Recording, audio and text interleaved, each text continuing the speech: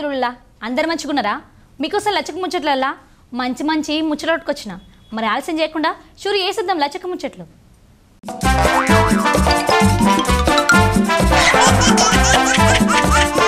మనం బయటికి పోతాంటే సడన్గా పాము కనిపిస్తే ప్రాణం పోయినంత పని అవుతుంది. అసొంటిది గీడొక పెద్ద కొండ చిల్వ కానొచ్చింది.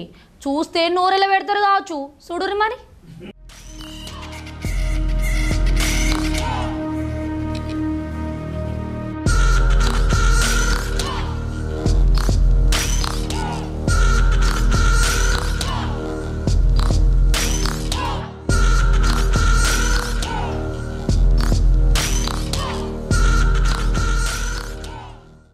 చూసిర్రా అనుల్లా కొండ చిలువ ఎంత పెద్దగా ఉన్నదో. ఈ కొండ చిలువ 13 అడుగులు ఉన్నదట. చూస్తుంటేనే రోమాలన్నీ నిక్కబడుతున్నాయి కదా. ఖమ్మం జిల్లా లక్ష్మీదేవిపల్లి మండలం అశోక్ నగర్లా ఆ ఊరైనకు ఈ కొండ చిలువ రోడ్డు మీదగా నచ్చిందట. అది చూసి అక్కడి నుంచి భయపడి పారిపోయిందట. ఇక అన్నోళ్ళ ఊరోళ్ళకి చెప్తే వాళ్ళు ఫారెస్ట్ అధికారులకు చెప్పిల్లట. ఇక ఫారెస్ట్ అధికారులు వచ్చి కొండ చిలువను పట్టుకపోయిల్లట.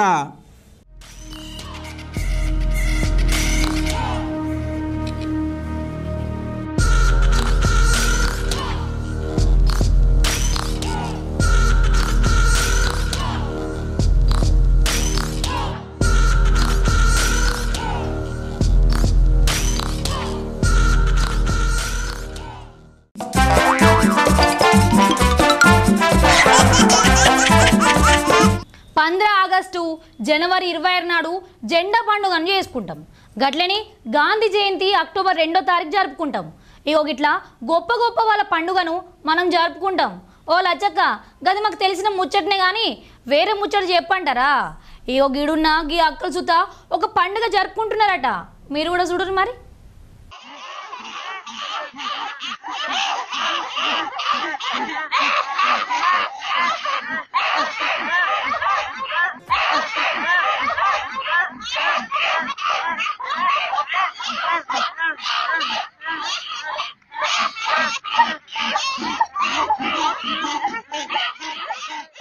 చూస్తున్నారు ఆయనుల్లా ఈ అక్కలు నాలుక ముందర పెట్టి ఏదో పిచ్చి పట్టినట్టు చేస్తున్నారు. లచ్చక్కేమో పండుగ చేసుకుంటున్నారంట అంది. ఇక వీళ్ళని చూస్తేనేమో దయ్యం పట్టినట్టు చేస్తున్నారు అనుకుంటున్నారు కదా. వీళ్ళకేదో దయ్యం పట్టలేదు, గట్లనే వీళ్ళు పిచ్చోళ్ళు సుత కాదుల్లా. లోకం మీద అన్నింటికి ఒక స్పెషల్ రోజు ఉన్నట్టు వీళ్ళకి సుత దయ్యాల రోజు ఒకటి ఉన్నదట.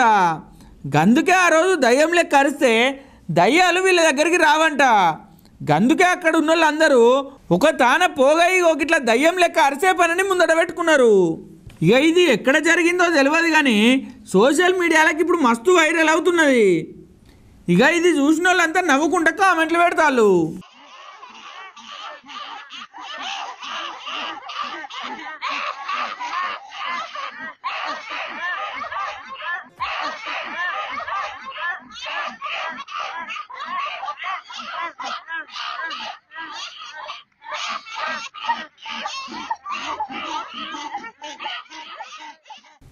ఓ అక్కలు మీరు అరుసుడికి దయ్యాలు పోవుడేమో కానీ మా దయ్యాల గుంపు ఒకటి గిడ ఉందనుకుంటా నిజంగానే దయ్యాలు వచ్చేటట్టున్నాయి అని అనుకుంటా కామెంట్ పెడుతున్నారు జనాలు.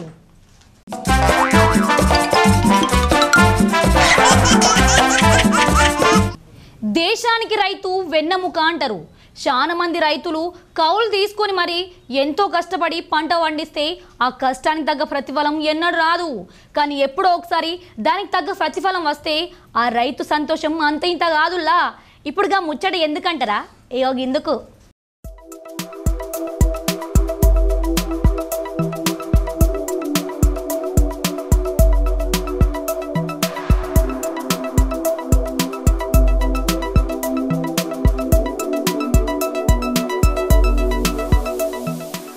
చూసి రానుల్లా అరటిగెల తక్కువ పొడుగు లేదు కదా.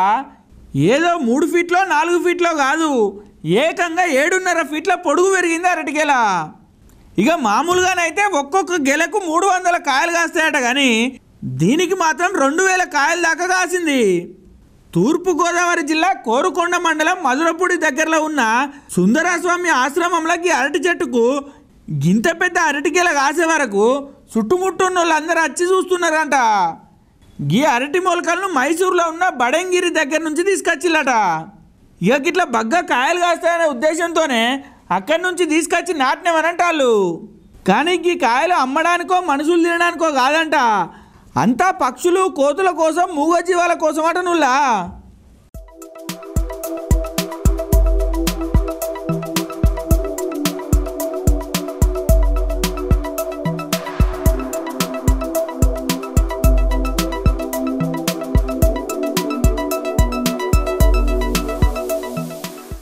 చూసి రానుల్లా ఎవ్వలైనా తినేటందుకు అమ్మేటందుకు పెంచుకుంటారు కానీ వీళ్ళు మాత్రం పిట్టలు కాకులు మూగజీవాలు తినేటందుకు గిట్ల అరటి చెట్టు పెంచుతున్నారంటే నిజంగా వీళ్ళని తారీఫ్ చేయవలసిందే పోర్రి.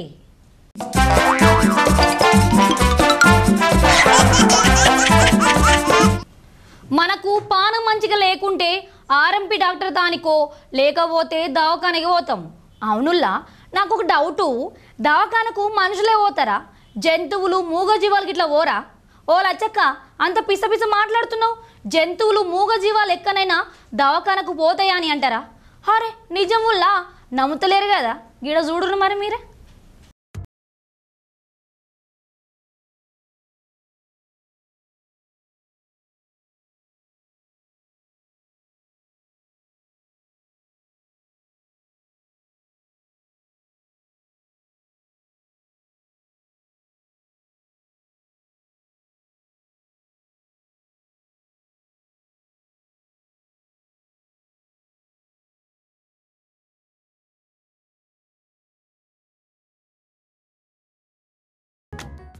అగో ఎద్దును చూసిర్రా ఎంత ముద్దుగున్నదో.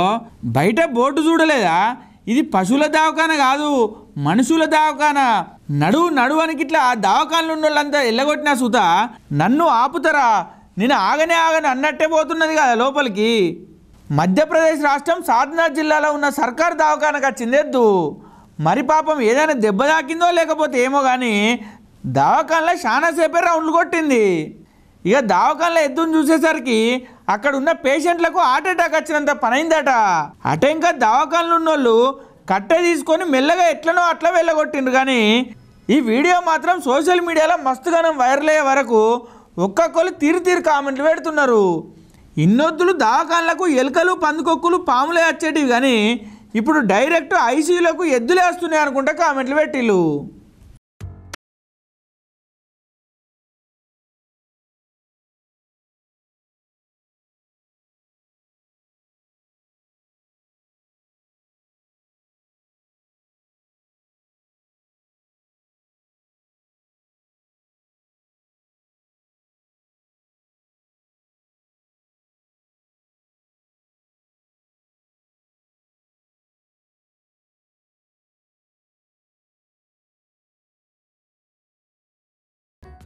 కానీ ఎద్దు గిట్ల దవాఖాన లోపలికి వచ్చేదాకా దవాఖానలో ఉన్న సిబ్బంది ఏం చేస్తున్నారో ఏం చేస్తాం.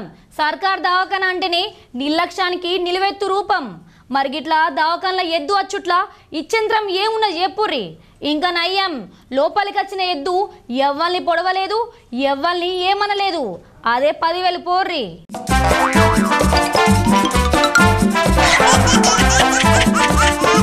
మునుగోడ్ల ఇవాళ ఎలక్షన్ జరిగింది కదా, అయితే ఓట్లేద్దామని వచ్చిన కొందరు జనాలు ఎందుకో బాగానే గరమైలు. ఎందుకు మరి ఓపరి అడుచుకుందాం బార్రి. సోనియా గాంధీ సైన్ పెట్టకొచ్చి తెలంగాణ ఏడొస్తున్నా, ఇప్పుడు ఏడ కుప్పలు సంపాదిస్తారు. మళ్ళా ఏడవండు నాయన బొక్కలు పోయి ముద్దడు కంచా సైన్ చేసిన దుడుక అదే ఉండక ఏనాడు ఇదంతా. గీ అవ్వ చూసిల్లా బాగానే మండి పడుతుంది. ఎవరి మీదనో గీ కోపం. గీ అన్నని అడిగి అరుచుకుందాం. అన్న మిమ్మల్ని ఎవరు రమ్మన్నారే మునుగోడుకు? ఏందన్నా మరీ గట్ల లొల్లి పెడతాళ్ళు, డబ్బులు ఇయ్యలేదనా ఏంది? అసలు ఏం చెప్పి పిలిపించలు మిమ్మల్ని అందరినీ?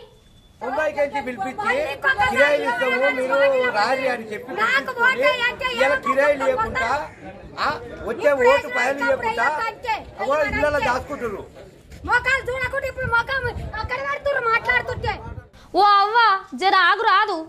ఇంటికి తిరిగమ్మా నీ కాలు మొక్తా అయ్యా నీ కాలు మొక్తా దినం పోతా. అది ఇలా 10 రూపాయలు దొరుకుతున్నాయి, 1 దొరుకుతుందని అని పట్టు మాట్లాడదు. ఇవాళ మాట్లాడాలి. నీ ఇష్టం ఉంటే అయ్యలేదు. ఆడికెళ్ళి పిలిపించారు, ఇప్పటిదాకా లేదు. రాత్రి 9 గంటల నుంచి 4 గంటలు తిరిగిన. 4 గంటల కాడ ఒక్క రూపాయి ఇవ్వలే నాకు. ఎవరు పిలిపించారమ్మా? నేను ఎవరన్నా పార్టీలో పిలిపించారు, ఎవరు రూపాయి ఇవ్వలే. ఎవరు ఇవ్వలేదు. మరి ఎంత వాళ్ళ కోట ఎందుకు అయ్యాలి? ఎందుకు గెలిపియాలి? మేము కాంగ్రెస్ 500 ఇచ్చింది, అది న్యాయం. ఇప్పటిది కాదు.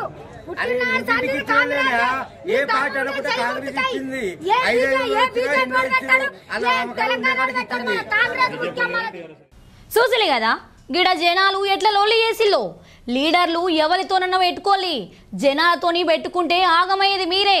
పైసలు ఇస్తాం రాలి అని పిలిపించుకున్నాడు ఎందుకు? మాట తప్పి జనాలతోని తిట్లు తినుడు ఎందుకు? జనాలు ఓట్లు ఉన్నాయని లీడర్లు ఎన్నో మాటలు చెప్తారు. మీరు ఓట్లేయాలి కానీ డబ్బులు ఇస్తేనే ఏత్తమనడు సుతా కరెక్టు కాదు.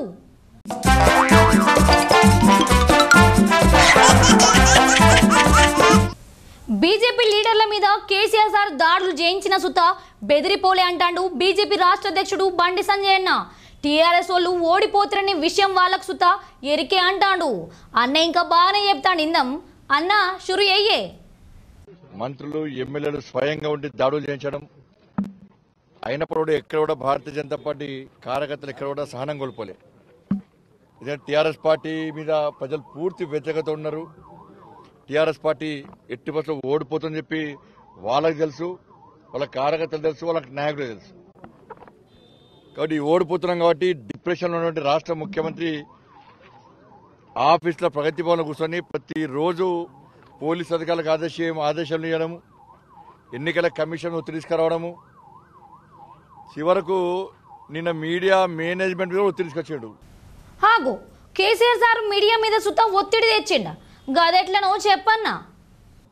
బండి సంజయ్ అరెస్ట్ అయ్యాడు, ఎక్కడ కవరేజ్ చేయొద్దని చెప్పి మీడియా యాజమాన్యం తీసుకొచ్చి వాళ్ళు కూడా ఇస్తలేరు, పనిచేసారు. ఇక వాళ్ళు కూడా అంటే ఎంత గుత్తాధిపత్యం ఉందో రాష్ట్ర ముఖ్యమంత్రి తెలిసి ఇవాళ కొన్ని మీడియా యాజమాన్యాలు కూడా ముఖ్యమంత్రి చెప్పు చేతులు ఉన్నారంటే ఇంతకంటే మరి ఏం చెప్పలేము. మీకు ఎందుకంటే సమాజాన్ని కాపాడేది మీడియా, వాస్తవ విషయాలను ప్రజలు తెలిపేది మీడియా. ఇవాళ మీడియానే సీఎం కంట్రోల్ తీసుకుంటే ఇంకేముంటుంది అలా? నిజమే అన్నా, ఏముండదు. ఇప్పుడు ఏం చేయమంటున్నావు అన్న? మరి వాస్తవ విషయాలను చెప్పే ప్రయత్నం మీడియా చేయాలి అన్నా. అందరూ వాస్తవ పరిస్థితులే చూపిస్తున్నారు అన్నా.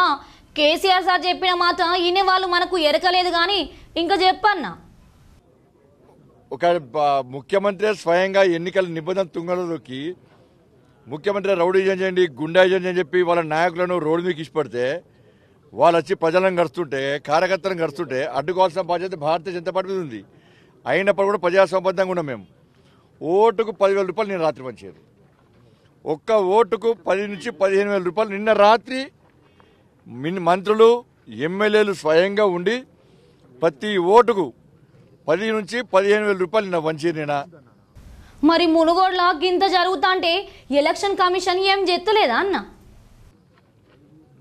ఇది ఇంత జరుగుతుండ కనీసము ఎన్నికల ప్రచారం అయిపోయింది, మేము ఆధారాలతో సహా మేము నిరూపించినాం, మంత్రులందరూ అక్కడ ఉండాలని చెప్పి మేము ప్రూఫ్ చేసినాం.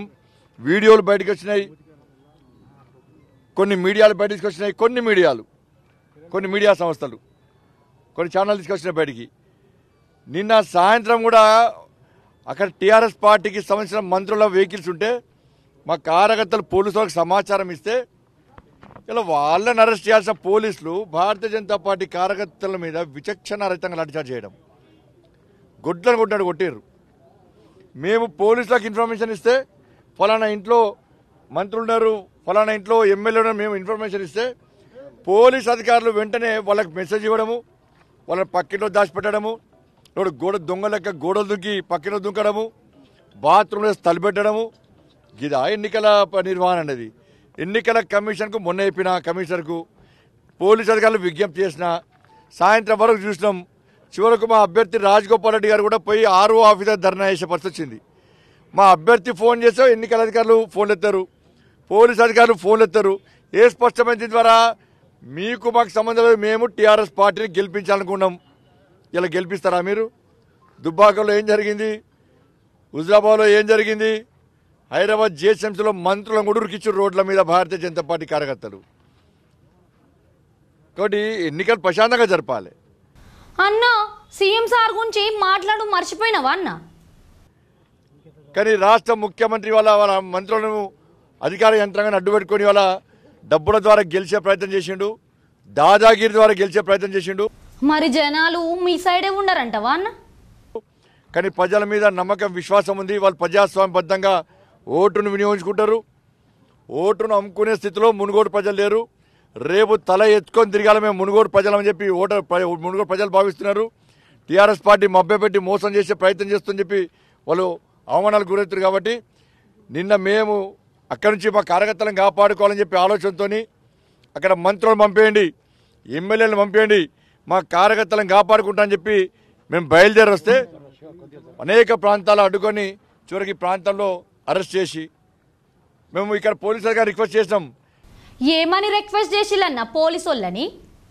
మేము మా కార్యకర్తలను కాపాడుకోవడం కోసం పోతున్నాం అని చెప్తే కూడా వినకుండా విచక్షణ కార్యకర్తలను ఈడ్చుకొచ్చారు. నిన్న రాత్రి ఈడ్చుకొచ్చిన పోలీసు అధికారి ఇక్కడ కనీసం మర్యాద లేదు. ఇక్కడ పోలీసు అధికారులకు కూడా కనీసము ఆలోచించకుండా ఇవాళ రాత్రి అర్ధరాత్రి అరెస్ట్ చేసి ఇప్పుడు వదిలిపెడుతున్నారు.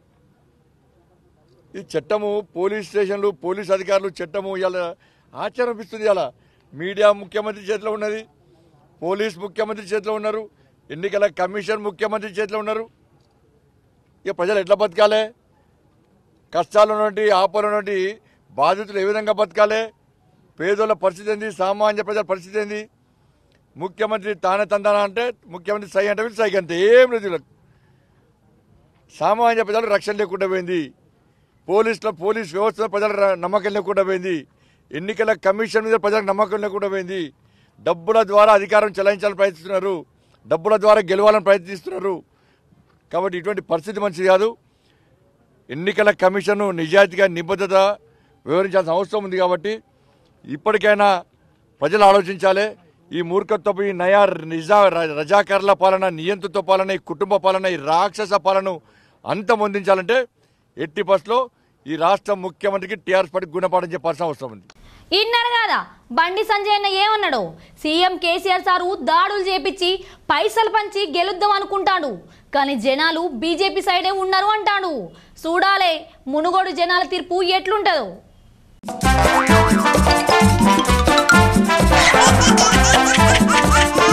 చూసలే కదా గివి మరి ఈ లచ్చక ముచ్చట్లు. ఇంకిని ముచ్చట్లు మళ్ళీ కలుస్తా అంతరుకుంటాం మరి.